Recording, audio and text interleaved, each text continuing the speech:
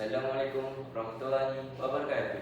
Salam sejahtera, salam Malaysia Madani dan salam perpaduan.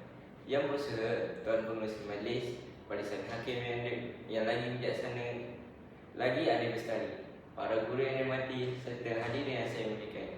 Kalau tidak dipecahkan ruyung, manakah dapat sagunya?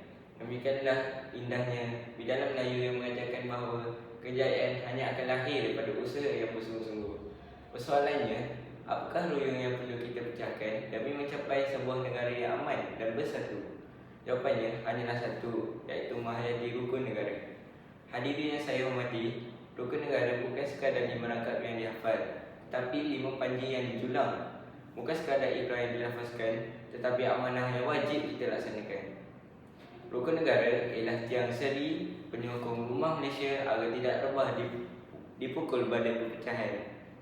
Subtopik pertama, rukun negara sebagai asas perpaduan masyarakat. Bab kata pepatah, bulat air kerana perbentum, bulat manusia kerana muafakat. Kepelbagaian kaum, agama dan budaya bukanlah tembok pemisah, sebaliknya jabatan penyatu. Melalui prinsip kesetiaan kepada raja dan negara serta kesopanan dan kesusilaan, setiap rakyat dididik supaya saling menghormati, bertoleransi dan berganding bahu.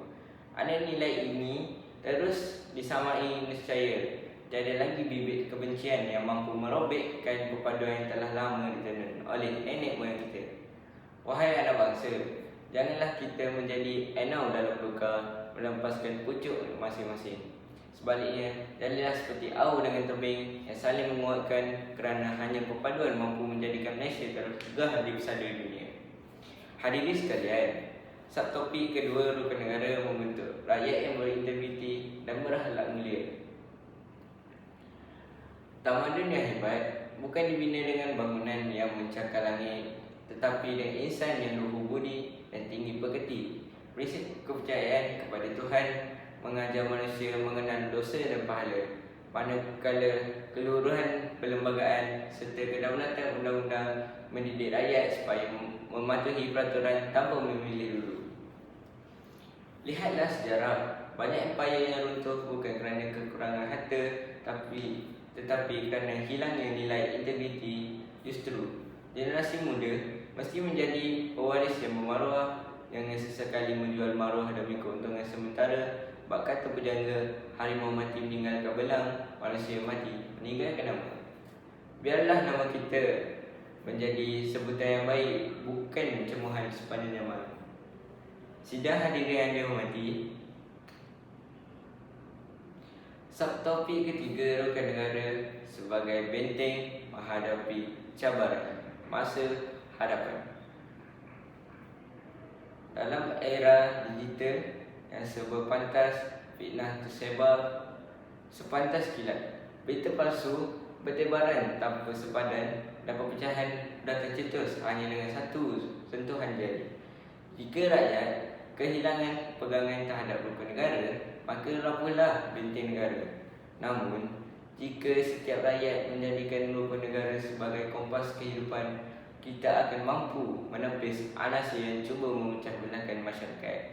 Sesungguhnya, pohon yang kukuh tidak tumbang kerana akarnya mencengkam bumi. Begitu jugalah yang teguh tidak akan rebah kerana rakyat yang berpegang teguh pada prinsip.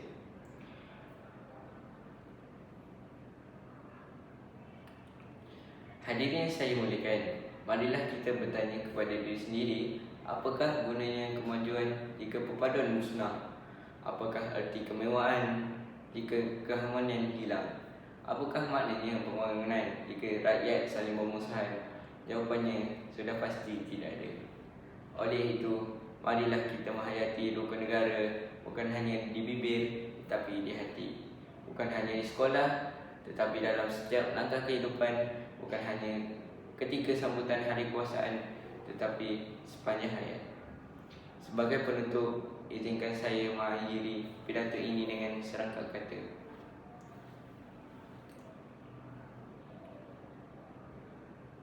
Rukun negara bukan sekadar warisan sejarah, tetapi berita yang menerangi masa hadapan. Selagi prinsipnya dijulang, selagi itulah perpaduan akan bertahan. Selagi perpaduan dipertahankan. Selagi itulah Malaysia akan terus gemilang. Sekian, wabillahi taufiq wal hidayah. Wassalamualaikum warahmatullahi wabarakatuh. Sekian, terima kasih.